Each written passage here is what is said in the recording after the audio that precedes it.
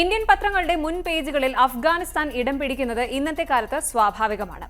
താലിബാൻ ഭരണകൂടത്തെ അംഗീകരിക്കാതെ തന്നെ അവരുമായി നയതന്ത്രപരമായ ചർച്ചകൾ പുനരാരംഭിച്ചത്, ഇന്ത്യൻ മാധ്യമപ്രവർത്തകരുടെ ധീരമായ ഇടപെടലുകൾ, താലിബാൻ പ്രതിനിധികളുടെ ദേവ്ബന്ദിലെ സന്ദർശനം, പാകിസ്ഥാനുമായുള്ള അഫ്ഗാനിസ്ഥാന്റെ പുതിയ പോര്, റഷ്യയും ചൈനയും ഇന്ത്യയും പാകിസ്ഥാനും ഒരേ വേദിയിൽ അണിനിരക്കുന്നത്, ഇങ്ങനെയെല്ലാം അഫ്ഗാൻ രാഷ്ട്രീയം ഇന്ത്യയുടെ ശ്രദ്ധാകേന്ദ്രമായി മാറിയിരിക്കുകയാണ്. എന്നാൽ ഈ ബഹളങ്ങൾക്കിടയിൽ ചരിത്രപരവും തന്ത്രപരവുമായ ഒരു വിഷയം വീണ്ടും ചർച്ചയാവുകയാണ്: വഖാൻ കോറിഡോർ. ലഡാക്കിലൂടെ അഫ്ഗാനിസ്ഥാനുമായി ഇന്ത്യ പങ്കിടുന്ന വെറും 106 കിലോമീറ്റർ ദൂരം.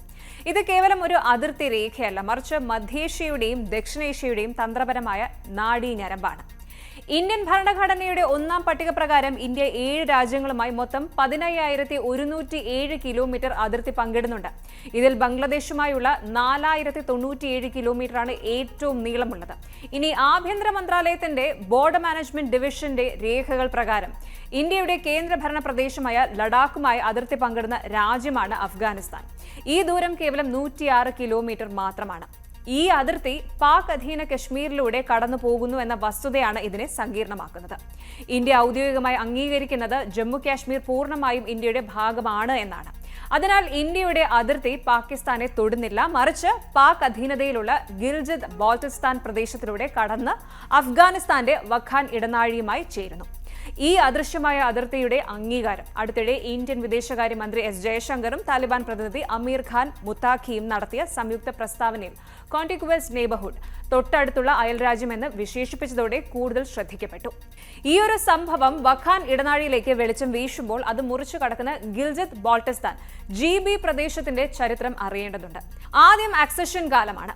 1947 ജമ്മു കാശ്മീർ മഹാരാജാവ് ഹരിസിംഗ് ഇന്ത്യയിൽ ചേരുമ്പോൾ അന്നത്തെ സംസ്ഥാനത്തിന്റെ ഔദ്യോഗിക നാമത്തിൽ ലഡാക്കും ടിബറ്റും ഉൾപ്പെട്ടിരുന്നു. അതായത് റിയാസത്ത് ഇ ജമ്മു വ കശ്മീർ വ ലഡാക്ക് വ ടിബറ്റ് ഹ എന്നായിരുന്നു. തന്ത്രപ്രധാനമായതിനാൽ ബ്രിട്ടീഷുകാർക്ക് നേരിട്ട് ഭരിക്കാൻ വേണ്ടി ലഡാക്കിന്റെ ഭാഗമായിരുന്ന GB 1947 ജൂലൈയിൽ മഹാരാജാവിന് തിരികെ നൽകി. ഇനി കൈമാറ്റവും കലാപവുമാണ്. 1947 ഓഗസ്റ്റിൽ ബ്രിട്ടീഷ് പതാക മാറ്റി ദ്രോഗ പതാക ഉയർന്നു. എന്നാൽ അതിർത്തി തർക്കങ്ങൾ രൂക്ഷമായപ്പോൾ അന്നത്തെ മേജർ വില്യം അലക്സാണ്ടർ ബ്രൗൺ എന്ന ബ്രിട്ടീഷുകാരനായ കമാൻഡർ മുസ്ലിം ഓഫീസർമാരെ കൂട്ടി കലാപം നടത്തി. അവർ ഗവർണറെ വീട്ടുതടങ്കലിലാക്കുകയും ജമ്മു കാശ്മീരിന്റെ ഇന്ത്യൻ പതാക മാറ്റി പാകിസ്ഥാന്റെ പതാക സ്ഥാപിക്കുകയും ചെയ്തു. അടുത്തത് ബ്രിട്ടീഷ് ത്രെഡാണ്.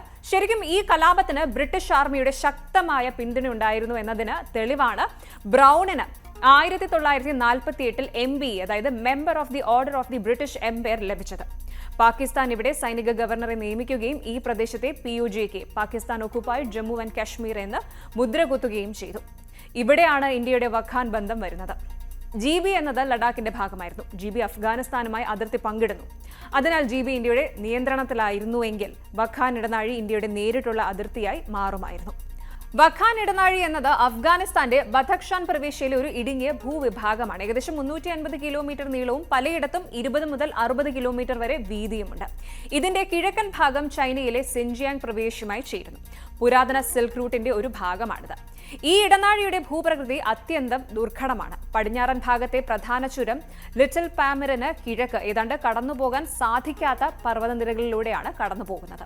110 ഗ്രാമങ്ങളിലായി ഏകദേശം 18,000 ജനങ്ങൾ മാത്രമാണ് ഇവിടെ താമസിക്കുന്നത്. ഈ പ്രകൃതിദത്തമായ പ്രതിരോധം കാരണം വഖാൻ ഇടനാഴിയിലൂടെയുള്ള സൈനിക നീക്കങ്ങൾ പ്രയാസമേറിയതും അതുപോലെ ചെലവേറിയതുമാണ്. നിലവിൽ ചൈനയുടെ belt and road initiative BRI ഈ മേഖലയിലൂടെ കടന്നുപോകാൻ ചൈനയ്ക്ക് താല്പര്യമുണ്ട്. എന്നാൽ താലിബാനും ചൈനയും തമ്മിലുള്ള ബന്ധം വളരുന്നത് പാകിസ്ഥാന് അത്ര സുഖകരമല്ല. ചൈന പാക് ബന്ധം മലകളെക്കാൾ ഉയരത്തിലും സമുദ്രത്തെക്കാൾ ആഴത്തിലും ഉള്ളതാണെന്ന് വിശേഷിപ്പിക്കപ്പെടുന്നതിനാൽ പാകിസ്ഥാന്റെ താൽപര്യങ്ങൾ സംരക്ഷിക്കാൻ ചൈന വഖാനിലെ BRI നിർമ്മാണം താൽക്കാലികമായി മന്ദഗതിയിലാക്കിയതായും റിപ്പോർട്ടുകളുണ്ട്.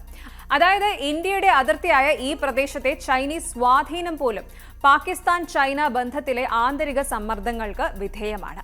GB പ്രദേശത്തിന്റെ തന്ത്രപരമായ പ്രാധാന്യം വർദ്ധിക്കുന്ന മറ്റൊരു ഘടകമാണ് ജനസംഖ്യാപരമായ മാറ്റം.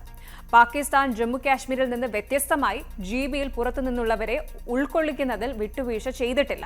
സമീപ വർഷങ്ങളിൽ പഞ്ചാബികളും മുഹാജിറുകളും പ്രധാനമായും സുന്നി വിഭാഗക്കാർ ഈ മേഖലയിൽ കുടിയേറുന്നതിലൂടെ അവിടുത്തെ തദ്ദേശവാസികളായ ജനത പാർശ്വവൽക്കരിക്കപ്പെടുകയാണ്. ഇനി ജിബിയിലും വഖാനിലും ഇന്ത്യ ഇടപെടണോ വേണ്ടയോ എന്നതിനെക്കുറിച്ച് രണ്ട് അഭിപ്രായങ്ങളുണ്ടാകാം. എന്നാൽ നമ്മൾ പങ്കുവയ്ക്കുന്ന അതിർത്തികൾക്ക് കണ്ടിഗ്വസ് ഫ്രണ്ടിയറിന് തന്ത്രപരമായ പ്രാധാന്യമുണ്ടെന്ന വസ്തുത അംഗീകരിക്കണം. നമ്മുടെ ചർച്ചകളും നയങ്ങളും സൈദ്ധാന്തിക നിലപാടുകളിൽ അധിഷ്ഠിതമാകാതെ നമ്മുടെ തന്ത്രപരമായ താൽപര്യങ്ങളെ അടിസ്ഥാനമാക്കിയുള്ളതായിരിക്കണം. 1855 ലോർഡ് പാമസ്റ്റൺ പറഞ്ഞതുപോലെ നമുക്ക് ശാശ്വതമായ സഖ്യങ്ങളില്ല, ശാശ്വത ശത്രുക്കളുമില്ല. നമ്മുടെ താല്പര്യങ്ങളാണ് ശാശ്വതവും നിത്യവുമായത്. ആ താല്പര്യങ്ങളെ പിന്തുടരേണ്ടത് നമ്മുടെ കടമയാണ്. വഖാൻ ഇടനാഴിയിലൂടെയുള്ള 106 കിലോമീറ്റർ ദൂരം ഇന്ന് നയതന്ത്രത്തിന്റെ ഒളിപ്പോരുകളിലൂടെയാണ് ഇന്ത്യ ശ്രദ്ധയാകർഷിക്കുന്നത്. ഈ തന്ത്രപ്രധാനമായ ഭൂമിശാസ്ത്രത്തെക്കുറിച്ചുള്ള അറിവും അതിനെ ചുറ്റിപ്പറ്റിയുള്ള ശക്തികളുടെ നീക്കങ്ങളെക്കുറിച്ചുള്ള സൂക്ഷ്മമായ വിലയിരുത്തലുകളുമാണ് ഇന്ത്യയുടെ ഭാവി സുരക്ഷിതമാക്കുക.